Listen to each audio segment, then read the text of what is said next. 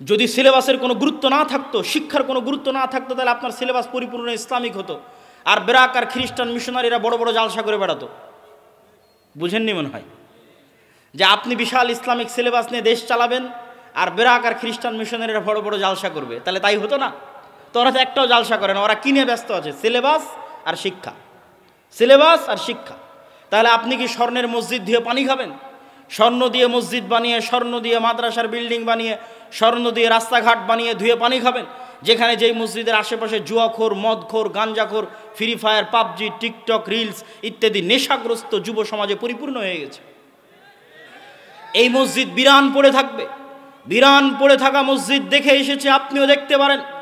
স্পেনের কর্ডোভা গ্রানাডায় মুসলমানেরা 800 বছর শাসন করেছে। কর্ডোভার জামে মসজিদে এক ছাদের নিচে এক ফ্লোরে 70,000 মুসলমান মুসল্লি সালাত আদায় করতে পারবে। সেই কর্ডোভার জামে মসজিদ আজ পৃথিবীর সবচেয়ে বড় গির্জা। বাহির থেকে দেখলে দেখবেন মিনার আছে, কারুকাজ আছে, ডিজাইন আছে, মেহরাব আছে, মনে হচ্ছে এখনই আজান দিবে আর এখনই সালাত হবে। ভিতরে ঢুকে দেখবেন মারিয়াম আলাইহিস সালাতু ওয়াস সালাম আর ঈসা আলাইহিস সালাতু ওয়াস সালামের মূর্তিতে পরিপূর্ণ হয়ে আছে। বলেন নাউজুবিল্লাহ। তো মসজিদ তো বিরান পড়ে আছে। এরকম মসজিদ বিরান পড়ে থাকবে যদি আপনি শিক্ষার ব্যবস্থা না করেন। সম্মানিত উপস্থিতি, আমি আমার বক্তব্য দীর্ঘায়িত করতে চাই না, তবে যতটুকু আপনাদেরকে বলে যাচ্ছে এতটুকু নিয়ে যদি কাজ করেন, অন্তত সত্য বলা যদি শিখেন, মিথ্যা থেকে যদি তওবা করেন যে আর জীবনে কোনোদিন মিথ্যা বলবেন না। আমি আমার ব্যক্তিগত অভিজ্ঞতা বলি, আমার ছেলে মোহাম্মদ, আমি আগে মনে করতাম ইউরোপ ঘোরার আগে বা ইংল্যান্ড ঘোরার আগে যে তাদেরকে সালাত, সিয়াম, হজ, জাকাত এগুলো শিখাতে হবে। সালাত সিয়াম জরুরি, কিন্তু এখন আমি মনে করি আগে শিখাতে হবে সত্য বলা, আগে শিখাতে হবে ন্যায়পরায়ণতা, আগে শিখাতে হবে আমানতদারিতা। কেননা আমার নবী মুহাম্মদ সাল্লাল্লাহু আলাইহি ওয়াসাল্লাম নবী হওয়ার আগে জন্মগত সত্যবাদী ছিলেন, নবী হওয়ার আগে জন্মগত আমানতদার ছিলেন, নবী হওয়ার আগে জন্মগত ন্যায়পরায়ণ ছিলেন। আর আমাদের কাছে সালাত, সিয়াম, হজ, জাকাত আছে, কিন্তু মাদ্রাসা, মসজিদ, দল, সংগঠন কোথাও ন্যায়পরায়ণতা নাই, আমানতদারিতা নাই, সত্যবাদিতা নাই, সততা নাই। এই জন্য এই সালাত, এই সিয়াম, এই হজ, এই জাকাত কাজে আসবে না, আসবে না, আসবে না। আমাদের কাছে এই মাইক আছে, শত শত ক্যামেরা আছে, শত শত মিডিয়া আছে, কই আল্লাহর নবীর কাছে মুহাম্মদ সাল্লাল্লাহু আলাইহি ওয়াসাল্লামের কাছে না মাইক ছিল, না ক্যামেরা ছিল, না মোবাইল ছিল। তারপরে সারা পৃথিবীতে ওই সময় মুহাম্মদ সাল্লাল্লাহু আলাইহি ওয়াসাল্লাম এবং তার সাহাবীরা, তাদের হাতে যত বেশি মানুষ মুসলমান হয়েছিল, আমাদের কাছে কয়টা মানুষ মুসলমান হচ্ছে? ইসলামের বিপ্লব কেন আসতেছে না?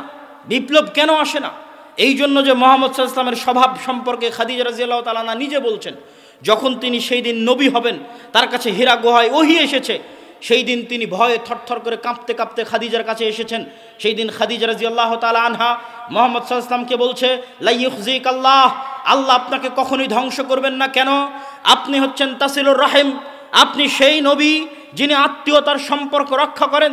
তাকরি যায়েফ, আপনি সেই নবী, সেই মানুষ যিনি গরিব ধনী সকল মেহমানের মেহমানদারি করেন। তুইনু আলা নাওয়াইবিল হক, আপনি সেই মুহাম্মদ যিনি অসহায়, দুস্থ, দরিদ্র মানুষের, বিপদগ্রস্ত মানুষের পাশে দাঁড়ান।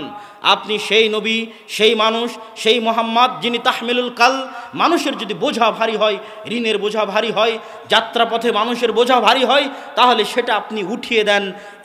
এই বৈশিষ্ট্যগুলো যখন আমার নবীর মধ্যে আছে, তখনও সালাত আসেনি, সিয়াম আসেনি, হজ আসেনি, জাকাত আসেনি। এই বৈশিষ্ট্যের কারণে, এই ব্যক্তিত্বের কারণে, এই আমানতদারিতার কারণে, এই সততার কারণে, এই ন্যায়পরায়ণতার কারণে আল্লাহর নবী এবং তার সাহাবীরা যেখানে গেছে, এই ন্যায়পরায়ণতা দেখে, সততা দেখে, আমানতদারিতা দেখে, চারিত্রিক উন্নতি দেখে মানুষ দলে দলে ইসলাম গ্রহণ করেছে। আর আমাদের কাছে সবই আছে, কিন্তু মুহাম্মদ সাল্লাল্লাহু আলাইহি ওয়াসাল্লামের ওই চরিত্র নাই, ওই সততা নাই, ওই আমানতদারিতা নাই, ওই ন্যায়পরায়ণতা নাই, আর ওই শিক্ষার ব্যবস্থা নাই। যেই শিক্ষার ব্যবস্থা আমরা হারিয়ে ফেলেছি, যেই শিক্ষা আমাদের কাছে গুরুত্বহীন হয়ে গেছে, সারা বিশ্বের মুসলমানের কাছে গুরুত্বহীন হয়ে গেছে। অতএব আমি আপনাদের কাছে উদাত্ত আহ্বান জানাবো, আমার বক্তব্য শেষ করার আগে দুইটা দাওয়াত আপনারা নিয়ে যাবেন। এক, আল জামিয়া সালাফিয়া রূপগঞ্জ নারায়ণগঞ্জ 50 থেকে 60 বিঘা জমির উপর এখন অবস্থান করছে। ভবিষ্যৎ পরিকল্পনা 100 বিঘা জমির উপর একটি আন্তর্জাতিক মানের ইসলামী বিশ্ববিদ্যালয় সহ আরও বহু মেগা প্রকল্প এখানে বাস্তবায়ন হবে, যদি আল্লাহ সুবহানাহু তাআলা কবুল করে। বলেন আল্লাহুম্মা আমিন। সেখানে 7 ও 8ই মার্চ দেশ এবং বিদেশ সৌদি আরব, ভারত এবং বাংলাদেশ, 3 দেশের আলেম ওলামা উপস্থিত থাকবে। উক্ত অনুষ্ঠানে আপনাদের স্বতঃস্ফূর্ত অংশগ্রহণের আহ্বান জানাচ্ছি, বলেন ইনশাআল্লাহ। পাশাপাশি আদ-দাওয়া ইলাল্লাহর অধীনে মক্তব পরিচালনা করা এটা উন্মুক্ত, সবার জন্য উন্মুক্ত। আমাদের এখনও 1000 আবেদন আছে। যেখান থেকে আবেদন হচ্ছে, হতাশার কিছু নাই। যদি 160টা মসজিদে যেতে পারি তাহলে বাকি 1000 মসজিদেও যেতে পারবো ইনশাআল্লাহ। আমরা দীর্ঘদিন থেকে কোরআন এবং হাদিস পড়ছি বিভিন্ন মাদ্রাসায়, বড় বড় বিশ্ববিদ্যালয়ে, এবং আলেম ওলামাদের সাথে উঠা বসা এবং চলাফেরার ফলে বাহ্যিকভাবে সবসময় মনে হয়েছে ইসলাম মানেই সালাত, সিয়াম, হজ, জাকাত ইত্যাদি বিধিবিধান এবং হুকুম আহকামের যে সমন্বয়, সেটি মূলত ইসলাম। ইসলামের বিরাট একটি অংশ আমাদের দৃষ্টির অগোচরে থেকে গেছে। আমাদের পড়াশোনার সিলেবাস, মাদ্রাসাগুলোর সিলেবাস ওইভাবেই তৈরি করা যে আমাদের ছেলেমেয়েরা পড়লে মনে করবে শুধু সালাত, সিয়াম, হজ, জাকাত এটাই ইসলাম। ইসলামের অর্থনীতি কি, ইসলামের রাজনীতি কি, ইসলামের সমাজনীতি কি ইত্যাদি সম্পর্কে তাদের ধারণা হয় না বললেই চলে। যেমনটা আমার ক্ষেত্রেও ঘটেছে। আমি ইংল্যান্ড এবং ইউরোপ সফরের পর নতুনভাবে বুঝতে শিখেছি যে ইসলামের সবচেয়ে গুরুত্বপূর্ণ যে অংশটি, সে অংশই আজকে মুসলমানদের কাছে সবচেয়ে অবহেলিত। সেটি হচ্ছে ইসলামের সবচেয়ে গুরুত্বপূর্ণ এবং মূল ভিত্তি, আসলুল উসুল, সমগ্র ইসলামের সারমর্ম, সততা, ন্যায়পরায়ণতা, আমানতদারিতা। ইন্নাল্লাহ আদল, আমার আল্লাহ সুবহানাহু তাআলা সত্যবাদী, ন্যায়পরায়ণ, আমানতদার। আমার নবী মুহাম্মদ সাল্লাল্লাহু আলাইহি ওয়াসাল্লাম জন্মগত সত্যবাদী, জন্মগত ন্যায়পরায়ণ, জন্মগত আমানতদার। আমাদের নবী মুহাম্মদ সাল্লাল্লাহু আলাইহি ওয়াসাল্লামের উপর পবিত্র কোরআন অবতীর্ণ হওয়ার আগেই সালাত, সিয়াম, হজ, জাকাত ইত্যাদি বিধান আসার আগে থেকেই তিনি জন্মগত চরম সত্যবাদী, জন্মগত চরম ন্যায়পরায়ণ, জন্মগত চরম আমানতদার। পৃথিবীতে আল্লাহ সুবহানাহু তাআলা এমন কোনো নবী প্রেরণ করেননি যারা জন্মগত সত্যবাদী, জন্মগত আমানতদার, জন্মগত ন্যায়পরায়ণ নন। বরং যত নবী পৃথিবীতে এসেছে সকলেই পূর্ব থেকেই, নবুয়ত পাওয়ার পূর্ব থেকেই সত্যবাদিতা, আমানতদারিতা এবং ন্যায়পরায়ণতার মাপকাঠিতে উত্তীর্ণ। কিন্তু দুঃখজনক হলেও সত্য যে আজকে আমরা মুসলমানেরা ইসলামকে বাহ্যিক কিছু আনুষ্ঠানিকতার গণ্ডির মধ্যে সীমাবদ্ধ করে ফেলেছি, এবং বাহ্যিক কিছু আনুষ্ঠানিকতা উপরে উপরে দেখা গেলেও ভিতর থেকে আমরা অধিকাংশ মুসলমান চরম মিথ্যুক, চরম অসৎ, অন্যায়পরায়ণ, দুর্নীতিবাজ। এরকম শত শত লক্ষ লক্ষ হাজি রয়েছে যে হজ করতে গেছে কিন্তু তার হজের টাকা দুর্নীতির মাধ্যমে মানুষের মেরে খাওয়া টাকা। এরকম শত শত হাজি হজ করতে গেছে যার হজের টাকা লক্ষ কোটি বার মিথ্যা বলার মাধ্যমে ইনকাম করা টাকা। তাহলে আমাদের মধ্যে ইসলামের বাহ্যিক আমলগুলো আমরা ধরে রেখেছি আনুষ্ঠানিকতার খাতিরে, লোক দেখানোর খাতিরে, মুখে দাঁড়িয়ে আছে, টাকনুর উপর কাপড় আছে, 5 ওয়াক্ত সালাত আছে, সামাজিকতার খাতিরে পর্দা আছে, বোরখা আছে, কিন্তু অভ্যন্তরীণভাবে আমরা সকলেই ধোঁকাবাজ, মিথ্যুক, শঠতা এবং মুনাফিকির আচরণে অভ্যস্ত। এবং মুসলমানদের এই ভয়াবহতা দেখে আমি একটি বাক্য বলতে বাধ্য হয়েছি যে আমরা আজকের যুগের বানু ইসরাইল। আপনিও আমাদের কাছে আমাদের গুগল ফর্ম লিংক পূরণ করে আবেদন জানিয়ে রাখতে পারেন। পাশাপাশি আপনার শিক্ষককে ট্রেনিংয়ে পাঠিয়ে মসজিদের মক্তব শিক্ষাকে উন্নত করতে পারেন। আমাদের কাছে কোরআনের পাশাপাশি দিন শিক্ষা দুটো মিলে সুন্দর সিলেবাস আছে, সুন্দর ট্রেনিংয়ের ব্যবস্থা আছে, মক্তবের ম্যানেজমেন্ট সিস্টেম আছে। এটা নিয়েই আমি কাজ করতেছি, এটাই আমার ধ্যান জ্ঞান, এটাকে আমি যুদ্ধ হিসেবে নিয়েছি, সংগ্রাম হিসেবে নিয়েছি। কার বিরুদ্ধে বলেন তো? জোরে বলেন, কার বিরুদ্ধে? কাল্পনিক না বাস্তবে? বাস্তবে। বাস্তবে ইবলিসের বিরুদ্ধে, বাস্তবে শয়তানের বিরুদ্ধে যুদ্ধ হিসেবে গ্রহণ করে মসজিদ ভিত্তিক দিন শিক্ষা, মসজিদ ভিত্তিক কোরআন শিক্ষার এই কার্যক্রমকে সামনের দিকে এগিয়ে নিয়ে যাবেন। আর আপনাদের কাছে আজকে স্টেজে আমি জানি না কি ধরনের বই পুস্তক আছে, তারপরও ফিকহুস সালাফ, আহলুল হাদিসদের ফিকা আছে কি নাই, এই মর্মে মানুষেরা অভিযোগ করে যে সালাফিরা ফিকা মানে না, আহলে হাদিসেরা ফিকা মানে না। এই বইটাকে মূল্যায়ন করবেন। ভারতের বিখ্যাত আলেম নওয়াব সিদ্দিক হাসান খান ভূপালী রাহিমাহুল্লাহ কর্তৃক রচিত এবং ইমাম নাসিরউদ্দিন আলবানী রাহিমাহুল্লাহ কর্তৃক পরামর্শ প্রদানকৃত এই গ্রন্থ। পাশাপাশি আমাদের যে বই পুস্তকগুলো রয়েছে মাসিক আল ইতিসাম সহ সকল বই আপনারা স্টেজে পাবেন। আমি এখন আপনাদের কিছু প্রশ্ন উত্তর আছে, এই প্রশ্ন উত্তরগুলো দিয়ে রাত দীর্ঘ করতে চাই না, এই জন্য যতটুকু প্রয়োজন ততটুকু আমি আপনাদের সামনে আলোচনা পেশ করলাম। আপনাদের প্রশ্ন উত্তরের মাধ্যমে বৈঠক শেষে আজকের অনুষ্ঠান শেষ হবে ইনশাল্লাহ। আমি একজন প্রকৃত মুসলিম। আমার প্রশ্ন হচ্ছে, অনেক মুসলমান ইসরায়েলের পণ্য বয়কট করেনি, তাদের ভিতরে কি ঈমান বলতে কিছু আছে? উত্তর হচ্ছে, আপনার প্রশ্নের উত্তর হচ্ছে, কোনো মুসলমান যদি ইসরায়েলের পণ্য এই আশায়, এই নিয়তে কিনে যে ইসরায়েলকে সহযোগিতা করবে, তাহলে সে কাফের হয়ে যাবে।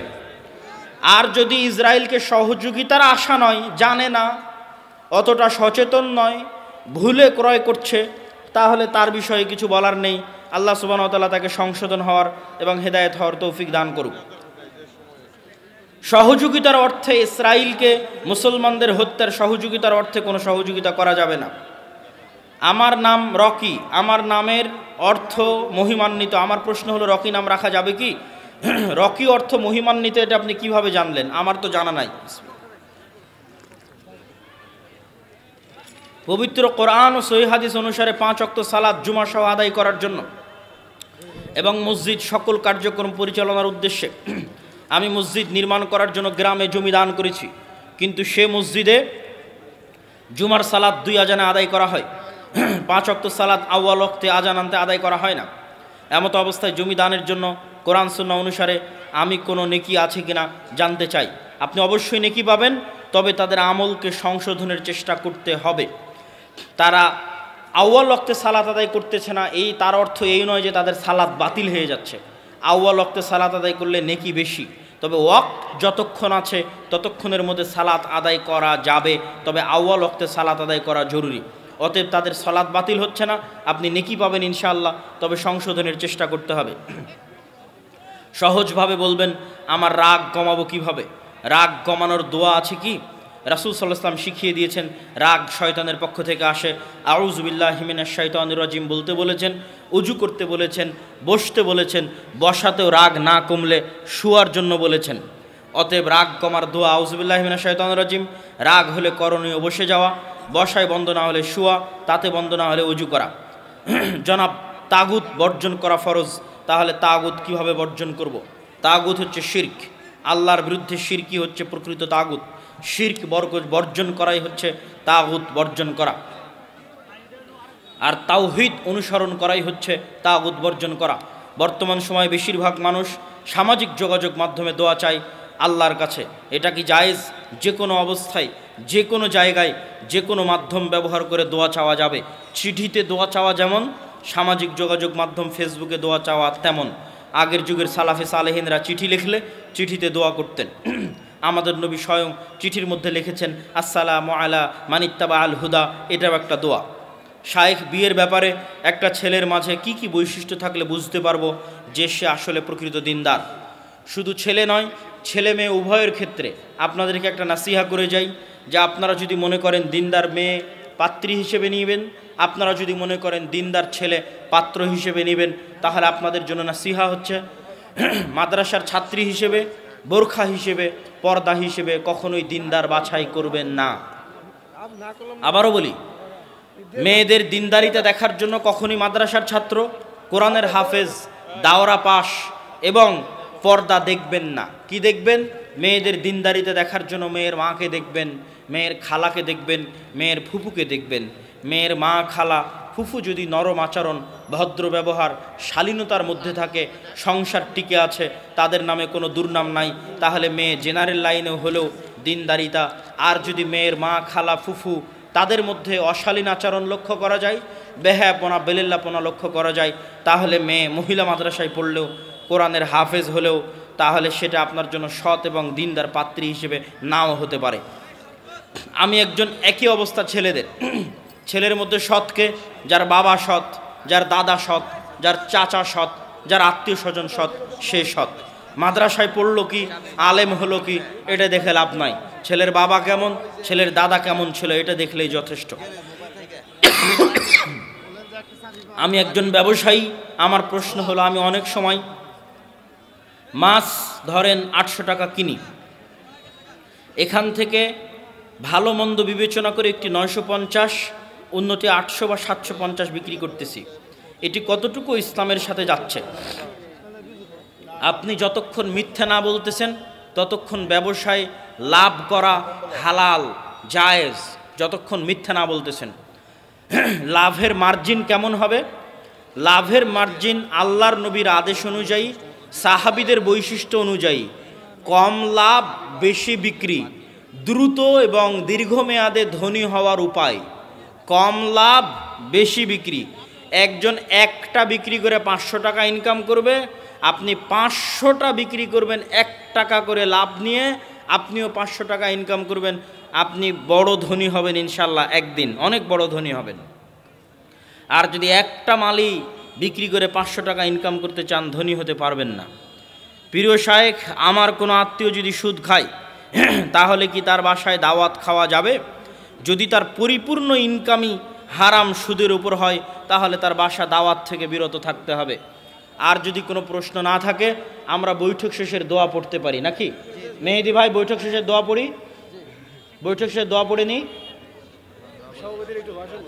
জি বলেন, সুবহানাকা আল্লাহুম্মা